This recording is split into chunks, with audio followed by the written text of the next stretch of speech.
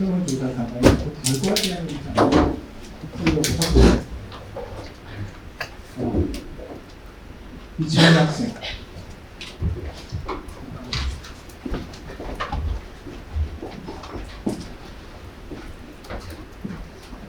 이찬희 학생 네, 보겠습니다. 마이크를 좀 사용해 주시면 좋을 것 같아요.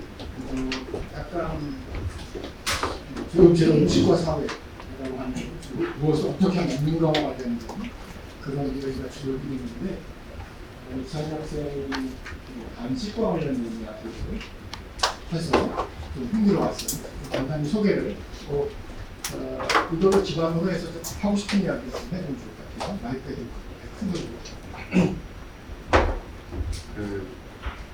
제가 지금 간헐적 단식이라는 걸 1년 넘게 하고 있는데 처음에는 사실 다이어트를 하려고 했던 거였는데 다이어트 목표를 달성하고 난 이후에 계속 하고 있는 이유가 생각보다 많이 먹을 필요가 없다라는 걸 깨달은 것 같아요. 옛날에 사람들도 사실은 아침, 점심, 저녁 세 끼를 먹은 적이 아마 없을 거고 그것도 굉장히 최근에 있었던 어떤 트렌드라고 생각을 해서 굳이 하루에 세 끼를 먹을 필요가 없다면 한 끼나 두 끼 먹는 거로 만족을 해야겠다. 실제로 그렇게 만족을 하고 있습니다. 근데 강의랑 조금 다르게 오히려 뭔가를 먹는 게 아니라 안 먹는 힘이 있기 때문에 이렇게 선택을 안 하는, 안 먹기를 선택하는 사람들도 현대 사회에서의 식품과 관련해서 하나의 파생된 현상인지가 좀 궁금했습니다. 예, 간헐적 단식을 그렇게 오랫동안 계속하고 있는 이유, 애초에 왜 간헐적 단식을 하게 되셨어요? 처음에는 살 빼려고 했고 살은 엄청 빠졌어요. 예, 실제로 간헐적 단식만 해서 거의 8kg 가까이 뺐습니다. 혹시 간헐적 단식을 해보신 분, 혹은 또 단식과 관련해서 좀 생각이 있으신 분 추가해서 좀 말씀하실 분 계실까요? 살 빼기 위해서 시작했지만 지금은 어때요? 그 외에 여러 가지 다른 게 있나요? 예, 단식을 하면 제가 아침을 안 먹기 때문에 아침을 안 저녁에 한 6, 7시부터 계속 예, 한 14시간, 16시간 단식을 하는 거예요. 예, 16시간 정도 하고 기분 좋을 때는 20시간 가까이 하게 되는데 처음 6시간 한 정도 예, 최장이 37시간이요. 그때는 좀 힘들었는데 지금은 16시간 정도 하는 것 같아요. 그리고 할 때 첫 끼를 보통 오후 2시 정도에 먹기 때문에 그 전까지 아무것도 안 먹게 되면 머리가 좀 맑아지는 느낌을 많이 받을 수 있어서 지금은 그냥 머리 맑아지는 느낌이 좋아서 계속 하고 있어요. 개인적인 체험 경험이기 때문에 이것을 모두 일반화할 수는 없고 이런 얘기를 해야 되겠죠. 혹시 관련해서 비슷한 경험이나 아니면 나누고 싶은 이야기 있는 친구 있을까요?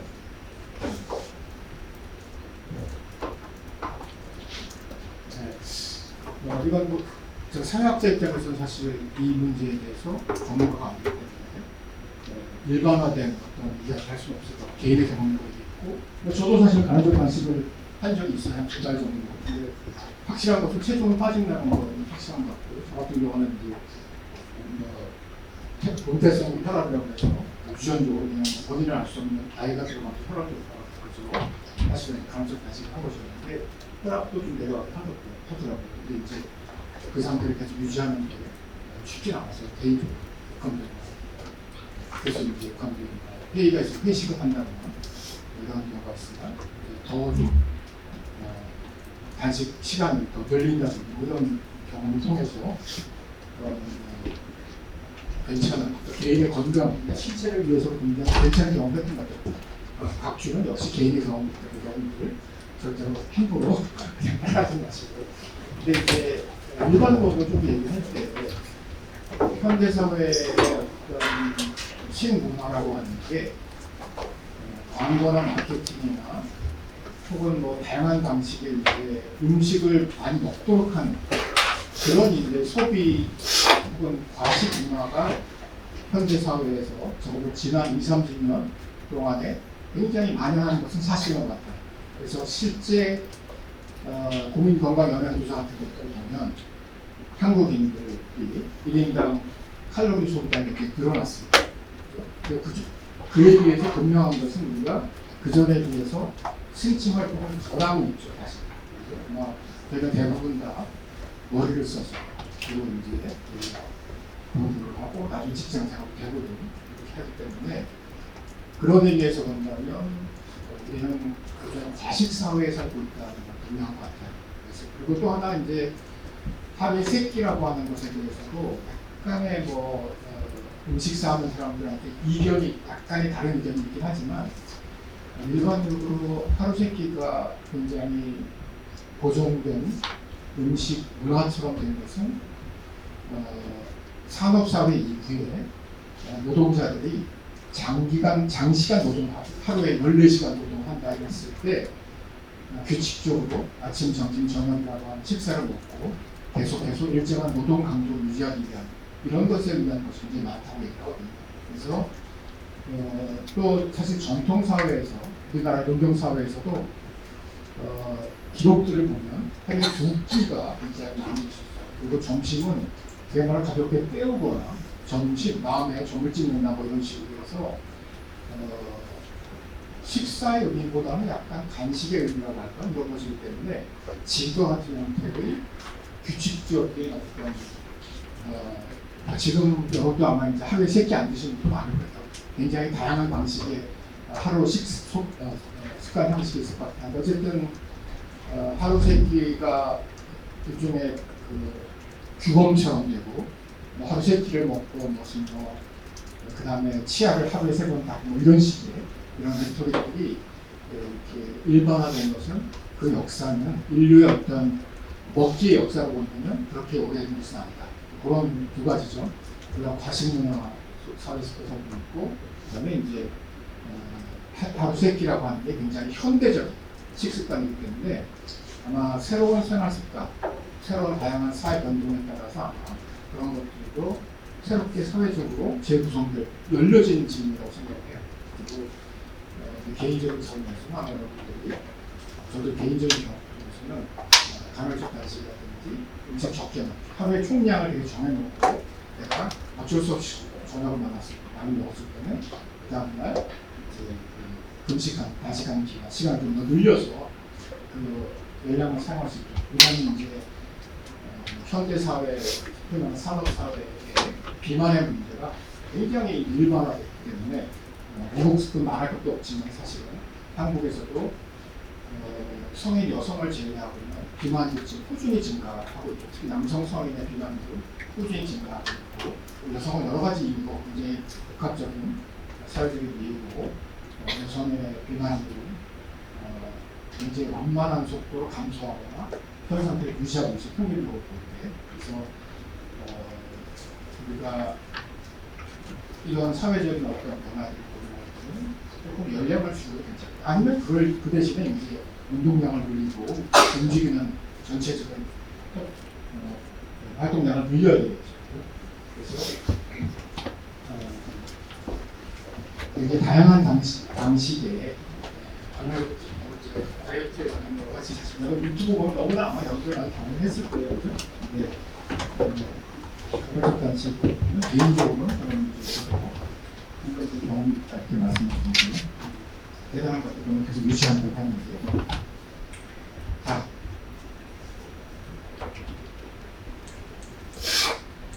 지난 시간에 먹거리 이해력 관련된 이야기를 그래서 먹거리 이해력이 굉장히 이제 저는 중요하다고 생각하는데 학교에 마치는 마지막 주에 들어가서 뭔가 지속 가능한 먹거리 체계, 건강한 식습관이 지배적인 사회가 되기 위해서는 개인들의 의식과 행동이 굉장히 중요하다. 그런 의식과 행동은 그런 주체를 먹거리 시민, 푸드 시리즈. 그래서 여러분들이 전부 다 먹거리 시민으로서 먹을 것을 관심을 가지고 성찰하고 행동하는 그런 사람이 됐으면 좋겠다고 생각하고 그럼 구체적으로 그 먹거리 시민은 어떤 영향을 가질 것인가 민주주의를 위해서는 문맹률을 낮추는 것이 굉장히 더불어 첫 번인 것처럼 마찬가지로 식맹률을 낮추고 먹거리 이해력, 먹거리 이해력 혹은 식혜력을 높이는 것이 중요하다. 그럴 때 식혜력들은 어떤 것들을 의미하고 있는가 이런 것들을 쭉 굉장히 체계적으로 연구를 수많은 식품 영양학자와 사회학자들이 연구를 통해서 이런 문항들을 개발하고 실제 이 서울 시민들을 대상으로 한 먹거리 이해력 설문조사를 약 3,500가구 정도를 대상으로 해서 굉장히 대대적인 설문조사를 2021년 또 작년 2022년 했고요.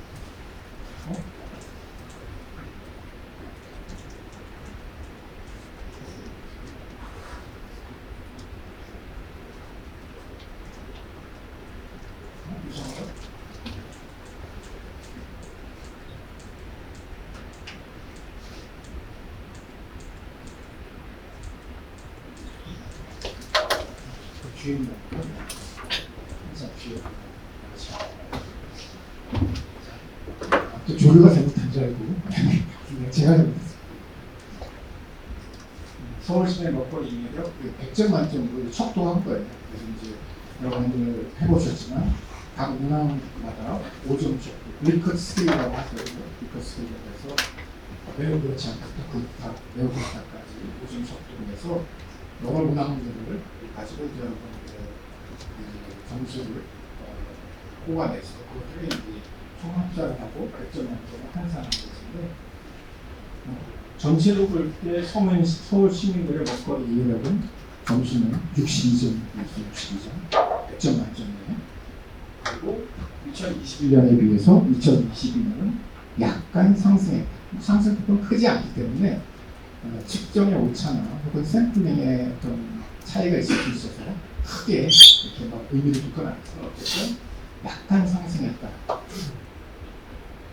근데 중요한 거는 이제 그 당시에 집단별 식대의 점수겠죠.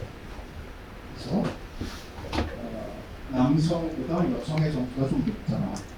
여성이 65.1, 남성은 58.7. 근데 연령대별로 보면 만 18세에서 29세 여러분들 대부분 다 이 그룹에 속하겠죠.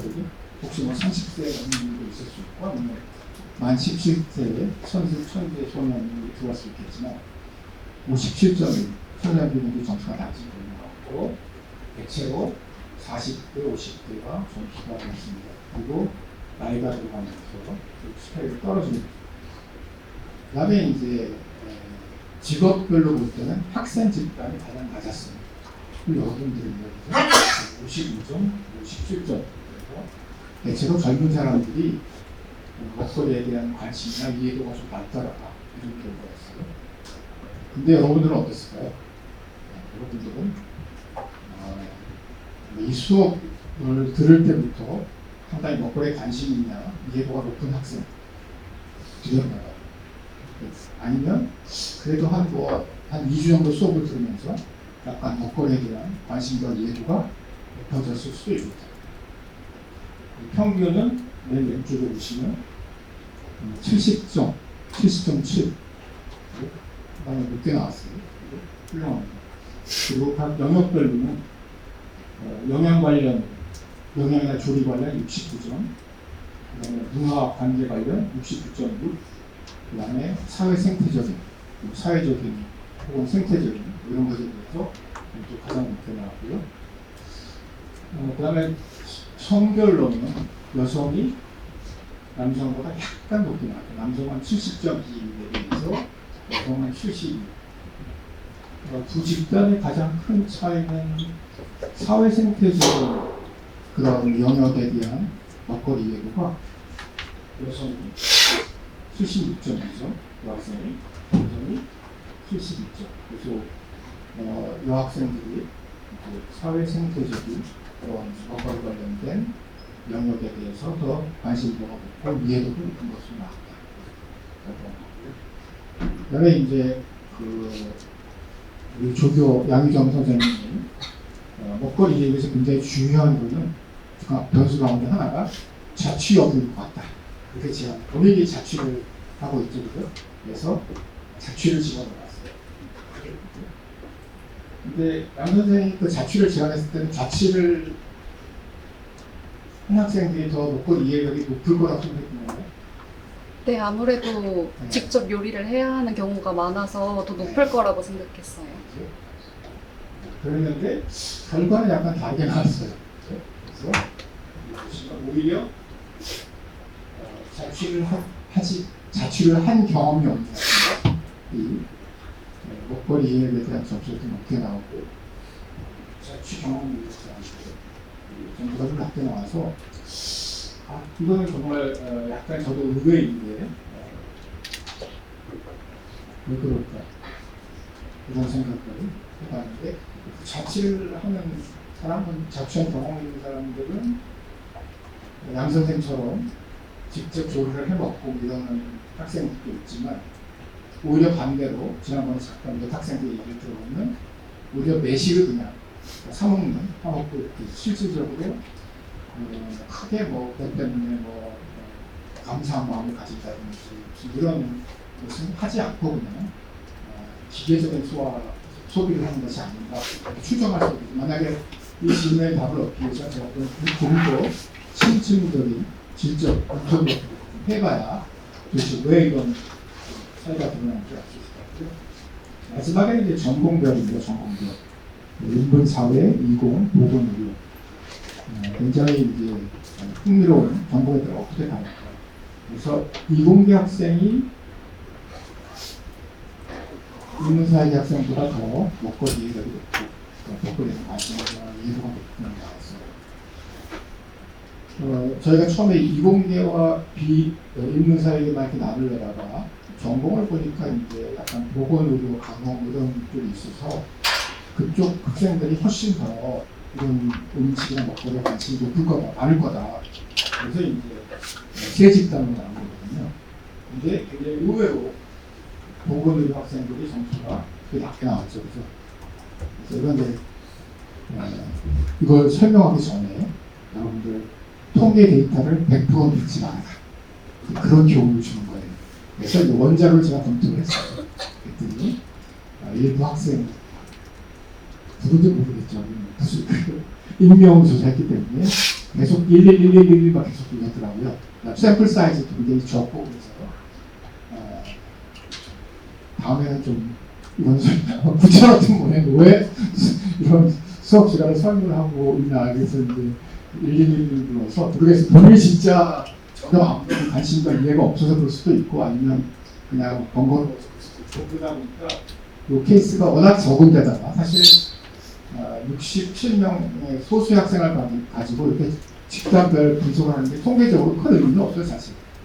적어도만 몇백 개씩은 돼야 되는데 어쨌든 그래서 기본적인 어떤 평균 정도는 보여주는 것인데 특히 그가 우리 보건의료 계통이라고 불리는 아이덴티파한 학생 소수들이 적었고 그 중에 이제 한 학생이 굉장히 어떻게 보면 귀찮아하면서 그래서 답변을 하다 보니까 그 오류가 이제 컸기 때문에 이거는 무시해도 된다. 그래서 저는 이것이 주는 교훈은 1. 가능하면 설문지를 하려 마음 먹었으면 좀 성의 있게 대접해주면 도움이 되겠다. 2. 통계를 100% 믿지 마라.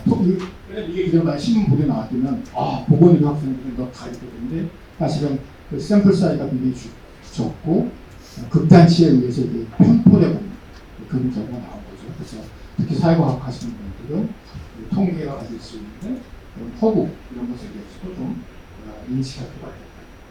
이렇게 얘기했습니다. 그래서 전반적으로는 어쨌든 적어도 이 수업을 듣는 학생들은 서울시의 20대 학생 집단을 위해서 먹거리 이해력 점수가 굉장히 높게 나왔다. 70점 정도니까.